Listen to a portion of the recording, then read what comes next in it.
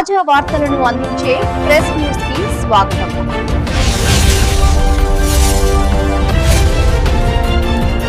ముందుగా headlines. BJP రాష్ట్ర అధికార ప్రతినిధి శ్రీ కప్పర ప్రసాద్ గారు మీడియాను ఉద్దేశించి ప్రసంగించారు.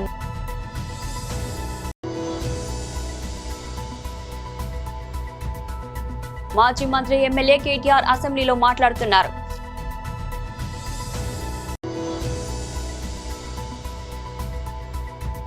YSRCP state coordinator Sajjala Ramakrishna Reddy press meet.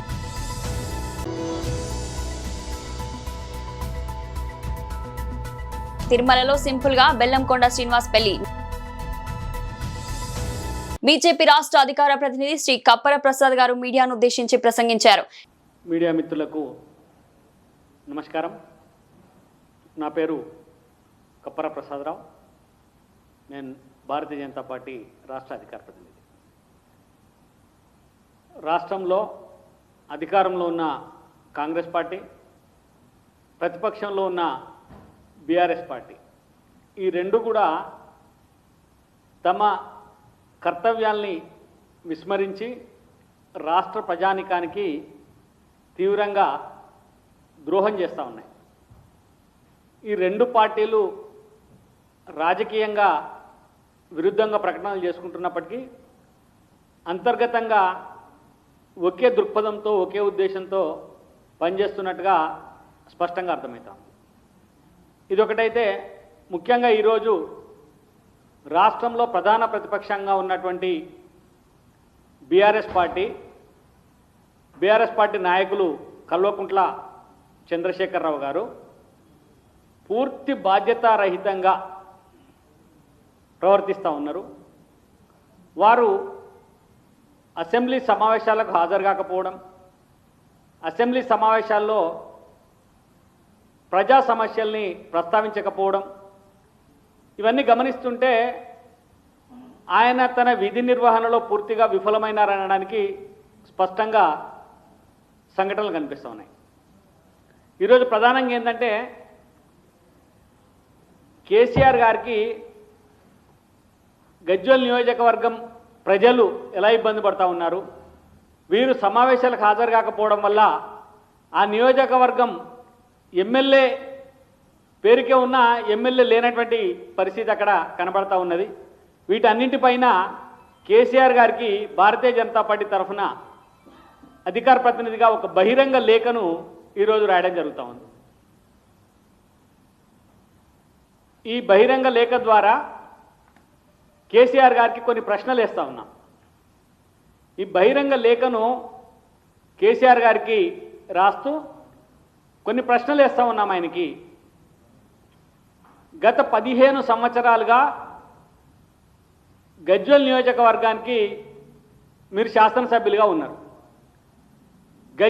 Gajwel నియోజకవర్గానికి శాసనసభ్యులుగా ఉంటే 10 సంవత్సరాలు ముఖ్యమంత్రిగా మీ అధికారిక కార్యక్రమాల్లో బిజీగా ఉన్న కారణాన్ని చెప్పుకొని ప్రజలకు దూరంగా ఉన్నారు. గజ్వేల్ నియోజకవర్గంలో ఏ ఒక్క గ్రామానికి రాలేదు, ఒక్క వ్యక్తిని పలకరించలేదు, ప్రజా సమస్యలను పట్టించుకోలేదు.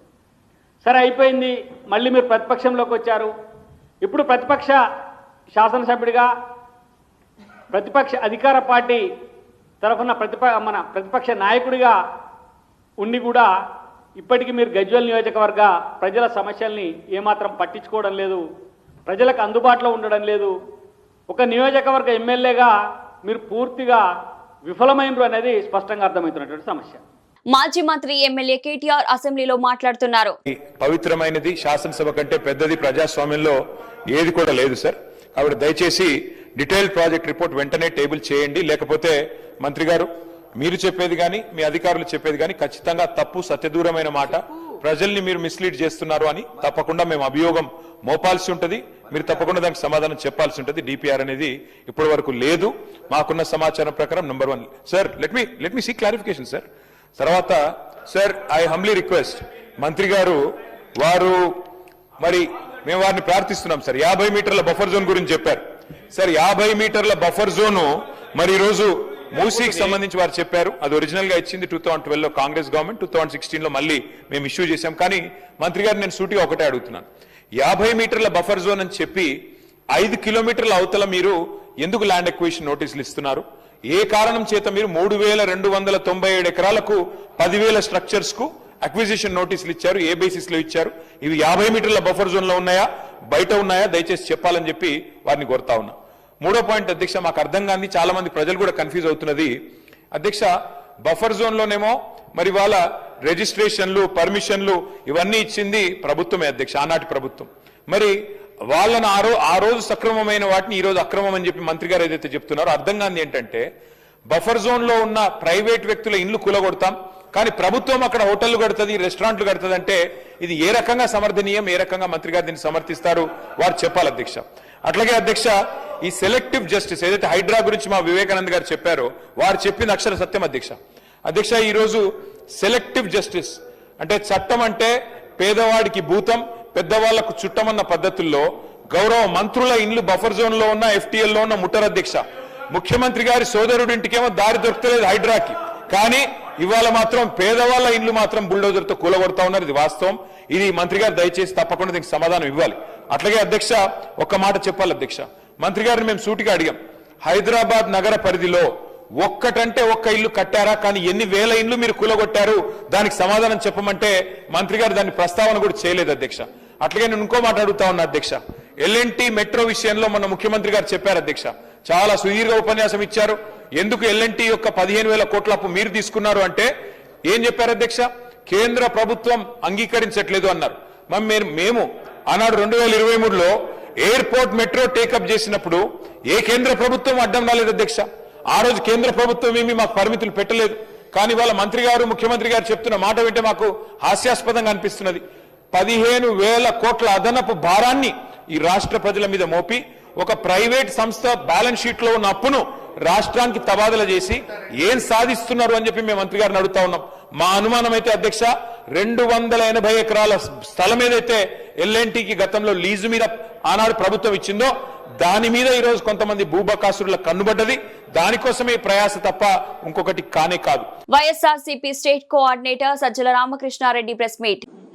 ఆ దీంట్లో నుంచి పుట్టుకొచ్చిన ఇదే నువ్వు లక్షల కోట్లు, నువ్వు ఇన్ఫ్రాస్ట్రక్చర్కే 2 లక్షల కోట్లు అని ఇప్పుడంటే, నువ్వు 5 ఏళ్లలో చేసింది ఏంటంటే 2 తాత్కాలిక వర్షం, 1 సెంటీమీటర్ వర్షం పడితే నీళ్లు గారే తాత్కాలిక సచివాలయం, తాత్కాలిక అసెంబ్లీ నువ్వు కట్టే చేతులు దొరుకుతుంటే, ఇంకా అది నువ్వు కట్టి పూర్తి అయ్యేసరికి ఎక్కడో తీసుకెళ్లి మధ్యలో పెట్టేసినాక దాని రోడ్డు కనెక్టివిటీ ఇది రావాలంటే అంతా పూర్తి ఎన్ని లక్షల కోట్లు రావాలి? ప్లస్ వీటికి సంబంధించి నువ్వు మొదలు పెట్టిన ఏదైతే ఈ అవినీతి యజ్ఞం ఏదైతే ఉందో, ఓ భ్రమ క్రియేట్ చేసి ఒక పక్క ఒక అవినీతి యజ్ఞం మొదలు పెట్టావు. దానికి రాష్ట్రం సమిధ కావాలన్నా, రాష్ట్ర ప్రజలు సమిధలు కావాలన్నా? కాబట్టి ప్రాగ్మాటిక్ గా ఆచరణాత్మకంగా ఏం చేయొచ్చు అనే ఉద్దేశంతో వైఎస్ఆర్సీ ప్రభుత్వం మా హయాంలో జగన్మోహన్ రెడ్డి గారు ఇది ఉంచుతూనే డీసెంట్రలైజ్డ్ ఇది పోవాలనేది ఏదైతే రాష్ట్ర ప్రజల ఆకాంక్ష ఉందో, అటు రాయలసీమ వైపు కానీ ఇటు ఉత్తరాంధ్ర వైపు కానీ ఉందో అన్నింటినీ ప్రతిబింబిస్తూ ఆ రోజు నిర్ణయం చేసుకుని, అందులో అమరావతి కూడా ఒక పార్ట్, అమరావతి ఒక పార్ట్ అందులో, ఆ మూడిట్లో. So that is history. ఇప్పుడు ఈరోజు మీరు అడుగుతున్న దానికి కూడా నేపథ్యం అదే అనేది అందరికీ తెలుసు ఎందుకు వచ్చింది. అయితే మేము ఈ రోజు ఉన్న సిచ్యువేషన్ గురించి నేను అడుగుతున్నది ఏంటంటే, ఇప్పుడు 2 ఏళ్ళు అయింది చంద్రబాబు నాయుడు గారు వచ్చినాడు, చేస్తున్నాడు, నడుస్తోంది. ఎవరు ఆయన చేస్తుంటే అడ్డం పడినారు? పోనీ ఏం చేశాడు ఈ 2 ఏళ్లలో? ఇదైతే చూడాలిగా. క్లుప్తంగా చెప్పాలంటే జగన్మోహన్ రెడ్డి గారు, వైఎస్ఆర్ కాంగ్రెస్ పార్టీ ఎన్ని లక్షల కోట్లు అయితే ఇది పూర్తవుతుందో తెలియని ఓహో ఊహాజనితమైన చంద్రబాబు నాయుడు గారి ప్లాన్ ఏదైతే ఉందో దానికి పెట్టిన అమరావతికి వ్యతిరేకం, అట్ ది సేమ్ టైం ఏ అమరావతి అయితే ప్రజల రాజధానిగా, అందరి ప్రజల ఆకాంక్షగా ఉండేదానికి ఆయన ఎప్పుడూ వ్యతిరేకం కాదు కాబట్టి 19 ఎన్నికలకు ముందే ఇప్పుడు మనం నిలబడిన ఇక్కడ చంద్రబాబు నాయుడు కంటే చాలా ముందే భూమి కొనుక్కొని ఇక్కడే ఆఫీసు, ఇక్కడే ఇల్లు కూడా కట్టుకున్నారు శాశ్వతంగా. కాబట్టి దీని మీద మా స్టాండ్ అనేది ప్రత్యేకంగా చెప్పడానికంటూ ఏమీ లేదు. ఆయన చంద్రబాబు నాయుడు ఈ తీర్మానం చేయడం ద్వారా ఏం ప్రూవ్ చేసుకుంటున్నాడంటే తన డ్రామా ఇంకొక కొత్త డ్రామాకు తెరలేపాడు. ఇప్పుడు ఈరోజు వాళ్ళ పత్రికలు చూస్తేనే కనిపిస్తుంది. మళ్లీ భవిష్యత్తులో జగన్మోహన్ రెడ్డి లాంటి వాళ్ళు ఎవరన్నా వచ్చి దీన్ని ఏం చేయడానికి కూడా కాకుండా కట్టుదిట్టమైన కట్టడం వేసి పునాదులు తీసి ఒక తీర్మానం చేసి చేస్తున్నారు అని రాయడం ద్వారా అసలు విషయం పక్కకు పోయి ఇంకెక్కడికి తీసుకుపోతున్నాడు ఆయన. అంటే తీర్మానం చేయగానే అంతా అయిపోయింది. నిజంగా నువ్వు తీర్మానం చేయాలనుకుంటే నువ్వు కౌన్సిల్ కూడా పిలవాలా, అందరినీ పిలిచేయాలా, అన్ని చోట్ల డిస్కషన్ జరగాల. Tollywood young and dynastic hero Bellamkonda Srinivas పెళ్లి వార్తలు ఇప్పుడు ఫిలిం నగర్ లో హాట్ టాపిక్ గా మారాయి. డెస్టినేషన్ వెడ్డింగ్స్ హడావిడిలో ఉన్న నేటి కాలంలో ఈ యువ హీరో మాత్రం ఆధ్యాత్మిక క్షేత్రం తిరుమలలో అత్యంత నిరాడంబరంగా వివాహం చేసుకోవాలని నిర్ణయించుకోవడం విశేషం. బెల్లంకొండ శ్రీనివాస్ తన మనసు గెలిచిన అమ్మాయి కావ్యను మనవాడబోతున్నారు. ఈ నెల మొదట్లో జరిగిన ఒక ఫ్యామిలీ ఫంక్షన్ లో ఆమెను పరిచయం చేసినప్పుడే అందరూ అది నిశ్చితార్థం అనుకున్నారు. కానీ అది కేవలం ఇరు కుటుంబాలు కలుసుకున్న సందర్భం మాత్రమేనని ఆయన క్లారిటీ ఇచ్చారు. ఇక ఇప్పుడు పెళ్లికి సంబంధించిన కీలక తేదీలు బయటకు వచ్చాయి. ఏప్రిల్ 5న హైదరాబాద్ లో బెల్లంకొండ శ్రీనివాస్ కావ్యాల నిశ్చితార్థం ఘనంగా జరగనుంది. ఏప్రిల్ 29న కలియుగ దైవం వెంకటేశ్వర స్వామి సాక్షిగా తిరుమలలో వీరిద్దరి వివాహం చాలా సింపుల్ గా కేవలం సన్నిహితుల సమక్షంలో జరగబోతుంది. మే 1న హైదరాబాద్ టాలీవుడ్ ప్రముఖులు రాజకీయ నాయకుల కోసం భారీ రిసెప్షన్ ఏర్పాటు చేయనున్నారు. శ్రీరామనవమి పర్వదినాన్ని పురస్కరించుకుని నగరంలోని 43వ డివిజన్ బొందిల వీధిలోని హనుమాన్ ఆలయాన్ని రాష్ట్ర మంత్రి నారాయణ తన సతీమణి రమాదేవితో కలిసి సందర్శించి ప్రత్యేక పూజలు నిర్వహించారు. ఈ సందర్భంగా మంత్రి దంపతులకు హనుమాన్ మందిర్ ట్రస్ట్ సభ్యులు ఘన స్వాగతం పలికారు. అనంతరం మంత్రి నారాయణ మాట్లాడుతూ రాష్ట్ర ప్రజలందరికీ శ్రీరామనవమి శుభాకాంక్షలు తెలిపారు. శ్రీరామనవమి వేడుకలను అత్యంత భక్తి శ్రద్ధలతో నిర్వహిస్తున్న ట్రస్ట్ సభ్యులను, సేవకులను ప్రత్యేకంగా అభినందించారు. సీతారాముల ఆశీస్సులు ప్రతి కుటుంబంపై ఉండాలని, ప్రతి ఇంట ఆనందం, ఆరోగ్యం, ఐశ్వర్యం నెలకొనాలని ఈ సందర్భంగా మంత్రి దంపతులు ఆకాంక్షించారు. ఈ కార్యక్రమంలో టీడీపీ నేత వేమిరెడ్డి విజయభాస్కర్ రెడ్డి, స్థానిక నాయకులు పాల్గొన్నారు.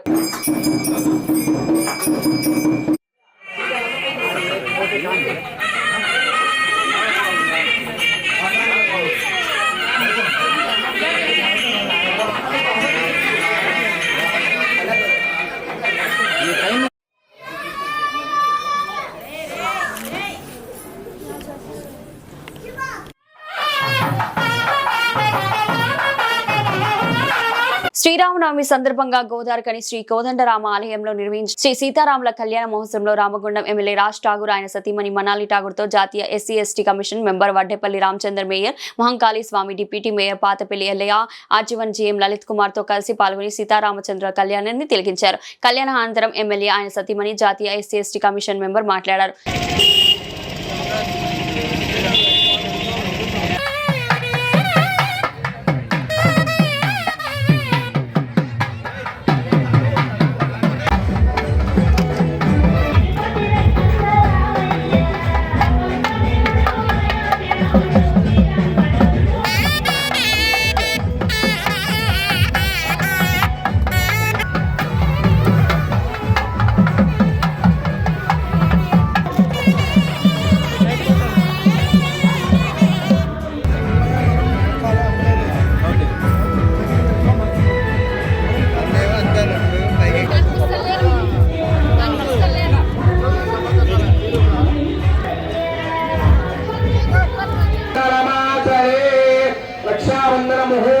ముహూర్తో అస్తు రాముని చెప్పాల్సిందిగా సూచన చేస్తున్నాం.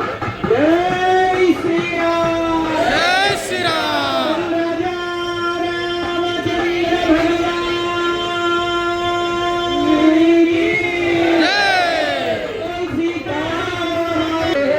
అంగవంగకలింగగా శ్రీరకాంబోల గౌరీర గౌరాష్ట్ర మహారాష్ట్ర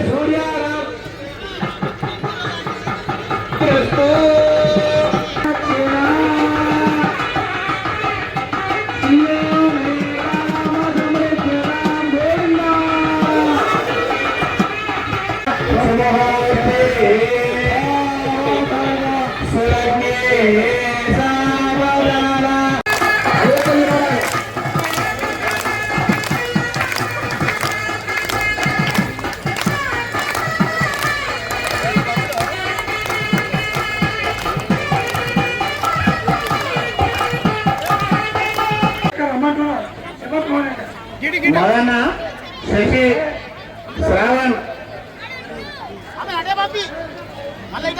అందరు కానీ ఇట్లా.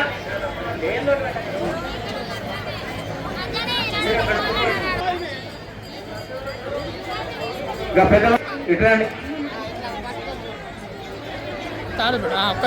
మీరందరూ కొద్దిగా ఆగండి, కొద్దిగా 10 నిమిషాలు కూర్చోండి. కూర్చోండి. ప్రెస్ వాళ్ళు కూడా దయచేసి కూర్చోండి. గౌరవ ఎమ్మెల్యే గారు ప్రజలను ఉద్దేశించి మాట్లాడతారు. దయచేసి ఇప్పుడు మన ఎమ్మెల్యే గారు మాట్లాడతారు. దయచేసి ఎవరు మాట్లాడాలి? వ్యాప్తంగా శ్రీరామనవమి ఉత్సవాలు జరుగుతూ ఉన్నాయి. తెలంగాణలో అద్భుతంగా రేవంత్ రెడ్డి గారు భద్రాచలంకి స్వయంగా వెళ్ళడం జరిగింది. రామగుండం నియోజకవర్గంలో ప్రతి గ్రామంలో, ప్రతి వాడన, ఊరూరు ఎక్కడ చూసినా జై సీతారాం అని చెప్పి మా పూర్వీకులు ఎవరో రాజకీయ పార్టీల వాళ్ళు మా రాముడు అనుకుంటారు. ఏ రాముడు కాదు, వాళ్ళకు తెలవనప్పుడు రాముడు మావాడు. రామగుండానికే పేరు రాముడు. ఇక్కడ నివసించిన ప్రాంతం, రాముడు కలియాడిన ప్రాంతం. రాముడు ఈ ప్రాంతంలో ప్రతి ఒక్క వాడ తిరిగినానని చెప్పి చరిత్ర చెప్తా ఉంటుంది. ఈ రాముని గుండాల సాక్షిగా ఇవాళ అద్భుతమైన సీతారాముల కళ్యాణం ప్రతి వాడ జరుగుతూ ఉంది. కనువిందుగా జరుగుతూ ఉంది. భక్తి శ్రద్ధలతో ప్రతి ఒక్క కుటుంబం ఇవాళ కుల మతాలకు అతీతంగా అద్భుతమైన ఏర్పాట్ల మధ్య చేసుకోవడం జరిగింది. ఇది 3వసారి శ్రీరామనవమి శ్రీరాముని టెంపుల్లో గోదావరిలో అద్భుతమైన ఏర్పాట్ల మధ్య జరిగిన భవిష్యత్తులో శాశ్వత నిర్మాణం చేయడానికి ఈరోజు 2 కోట్లతో ఈరోజు ఏర్పాటు అనౌన్స్ చేయడం జరిగింది. వచ్చే సంవత్సరం ఇంకా అద్భుతంగా చేసుకుంటాం. అన్ని ప్రాంతాల్లో కూడా బ్రహ్మాండమైన ఏర్పాటు చేస్తాం. ఆ శ్రీరామ రక్ష, సీతారాముల రక్ష, ఈ ప్రాంతం నవనిర్మాణం చేయడానికి ఆశీర్వాదం ఉండాలి. ఈ ప్రాంతంలో ఉన్న కుటుంబాలకు బంగారు భవిష్యత్తు ఉండే విధంగా ఆ శ్రీరాముడు ఆశీర్వదించాలి. అన్నిటికీ మించి ఆ శ్రీరాముని ఏదైతే బంటున్నారో హనుమంతుడు బజరంగ బలి ఇవాళ 350 అడుగులతో రామగుండంలో రాబోతా ఉన్నాడు. మన అందరికీ రక్షగా ఒక దిక్కు రాముడు, ఒక దిక్కు హనుమంతుడు, ఒక దిక్కు సమ్మక్క సారక్క, ఒక దిక్కు చార్మ దారి మైసమ్మ, ఒక దిక్కు దర్గా. ఒక్కటి కాదు, నలువైపులా అన్ని దేవతల రక్షణగా ఈ నగరాన్ని అద్భుతంగా చేసే కార్యక్రమం చేస్తాం. ఈ కార్యక్రమంలో మీరు అందరూ భాగస్వాములు కావాలని కోరుతూ ఈరోజు మీ ద్వారా యావత్ రామగుండం ప్రజలకి ప్రతి ఒక్కరు కూడా సీతారాముల కళ్యాణ మహోత్సవ శుభాకాంక్షలు. Thank you. జై శ్రీరామ్, జై శ్రీరామ్, జై శ్రీరామ్.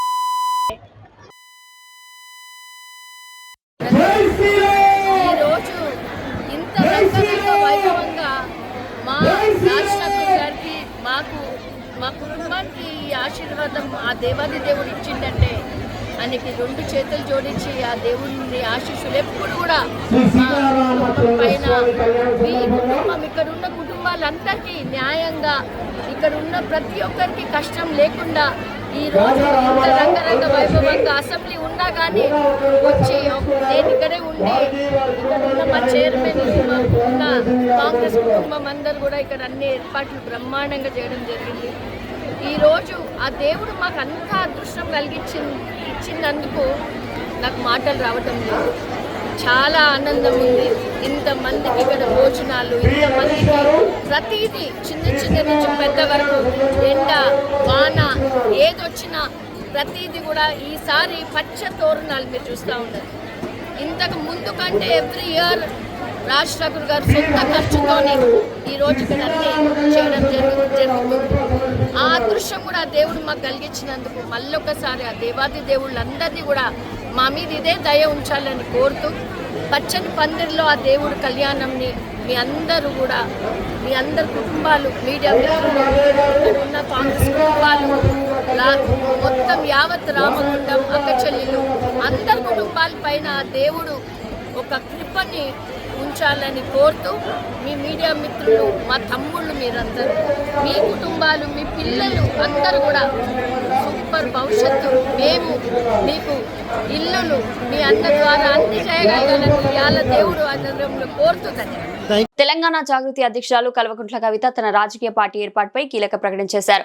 ఏప్రిల్ 25వ తేదీ తన పార్టీని అధికారికంగా ప్రకటించనున్నట్టు తెలిపారు. తాను సొంతంగా ఒక కొత్త పార్టీని రాజకీయ పార్టీని స్థాపించబోతున్నట్లు ఇప్పటికే ఆమె పలు సందర్భాల్లో వెల్లడించడం తెలిసిందే. మేడ్చల్ జిల్లా మణిరాబాద్లోని ఆద్వీయ కన్వెన్షన్ లో ఏప్రిల్ 25న ఉదయం 8 గంటలకు పార్టీ ఆవిర్భావ సభను నిర్వహించనున్నట్లు కవిత పేర్కొన్నారు. ఈ వేదికపై పార్టీ పేరు జెండాను ఆవిష్కరించనున్నట్లు ఆమె వివరించారు. నేడు శ్రీరామనవమి పర్వదినం కావడంతో పార్టీకి సంబంధించిన కీలక అప్డేట్ ఇస్తున్నామని తెలిపారు. ఈ సందర్భంగా కవిత స్పందిస్తూ ఇప్పటి వరకు మగవాళ్ళు పెట్టిన పార్టీలని చూశారు. ఇప్పుడు ఓ తెలంగాణ ఆడబిడ్డగా నేను పార్టీ పెడితే ఎలా ఉంటుందో మీరే చూస్తారు అని అన్నారు. తెలంగాణ జాగృతి ద్వారా ఇప్పటికే ప్రజల్లో ఉన్న కవిత ఇప్పుడు ప్రత్యక్ష రాజకీయాల్లో సొంత పార్టీని అడుగు పెట్టనుండడం ఆసక్తి రేపుతుంది. పార్టీ విధి విధానాల్లో భవిష్యత్ కార్యాచరణపై ఏప్రిల్ 25న పూర్తి స్పష్టత రానుంది. బులెటిన్ ముగించే ముందు హెడ్లైన్స్ మరోసారి. బీజేపీ రాష్ట్ర అధికార ప్రతినిధి శ్రీ కప్పర ప్రసాద్ గారు మీడియాను ఉద్దేశించి ప్రసంగించారు.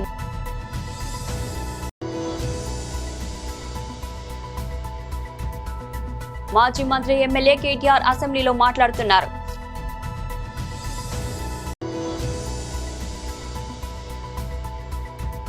YSRCP state coordinator Sajjala Ramakrishna Reddy press meet.